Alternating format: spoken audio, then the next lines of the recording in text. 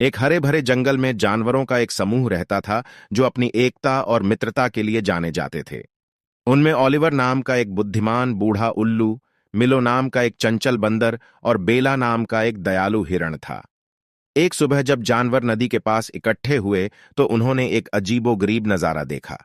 रोजी नाम की एक नन्ही चिड़िया अपने आने वाले बच्चों के लिए घोंसला बनाने के लिए संघर्ष कर रही थी।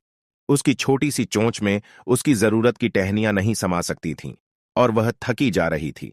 रोजी की दुर्दशा देखकर ओलिवर, मिलो और बेला उसकी सहायता के लिए दौड़ पड़े। ओलिवर ने अपनी तेज चोंच का उपयोग बड़ी टहनियों को छोटे टुकड़ों में तोड़ने के लिए किया। मिलो ने कोमल पत्तियों को इकट्ठा करने के लिए पेड़ से पेड़ तक छलांग लगाई और बेला ने इन सामग्रियों को रोजी के घोंसले तक पहुंचाया।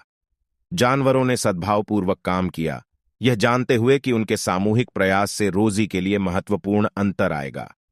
हर एक ने निस्वार्थ भाव से एक दूसरे का समर्थन करते हुए अपने अद्वितीय कौशल का योगदान दिया।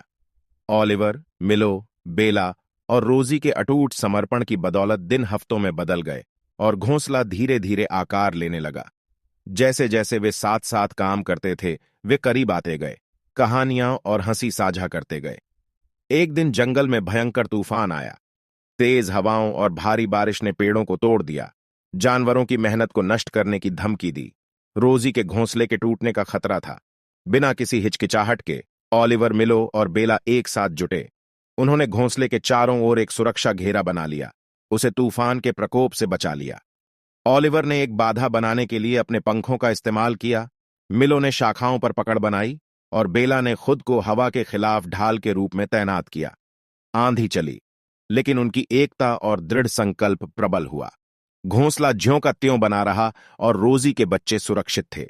जैसे ही तूफान थम गया, रोजी ने अपनी आंखों में कृतज्ञता के साथ अपने घोंसले को देखा।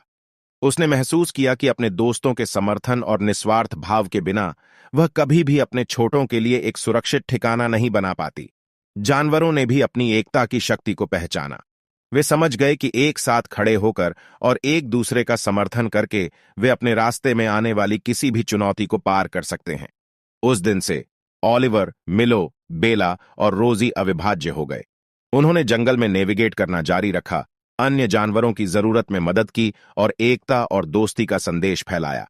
इस कहानी से सीख मिलती है कि जब हम निस्वार्थ रूप से एक साथ काम करते हैं तो हम महान चीजें हासिल कर सकते हैं और सबसे कठिन बाधाओं को भी दूर कर सकते हैं। जंगल के जानवरों की तरह जब हम एक साथ खड़े होते हैं तो हम एक ऐसी ताकत बन जाते हैं जो हमारे आसपास की दुनिया पर सकारात्मक प्रभाव डालने में सक्षम होती है।